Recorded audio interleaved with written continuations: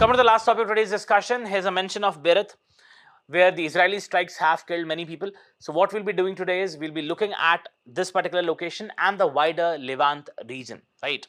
Once we talk about the Levant region, what you'll have to understand is that this adjoins the Mediterranean Sea on the eastern side, right? So we have these countries, we have Syria, we have Jordan, we have Israel, we have Lebanon, we have Cyprus as a part of Levant. Remember, these countries, it can be asked in the examination that what Levant comprises of. Now let's talk about this.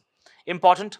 We have once we talk about the state of Palestine comprises of, first of all, what you'll have to understand is that it is a non-member observer of the United Nations. Palestine, non-member observer of United Nations, and it comprises of two areas. We have the West Bank and we have the Gaza Strip, which comprise of the Palestine. Once you look at the West Bank, you will see that on the eastern side you have the Jordan River. And you also have the country of Jordan over here, and you have the Dead Sea, right? Why it is known as the West Bank? Because it is on the western bank of the river Jordan. You can just see this is the river Jordan, which basically originates from Sea of Galilee, right? Sea of Galilee alternative is also known as Lake Tiberias. Important, Lake Tiberias, right? So alternative name of Sea of Galilee is Lake Tiberias. You have the Jordan River coming from here. Over here, if you can just see, we have Golan Heights. Golan Heights, these are the areas which were primarily under the territory of Syria, but now they are under Israeli occupation.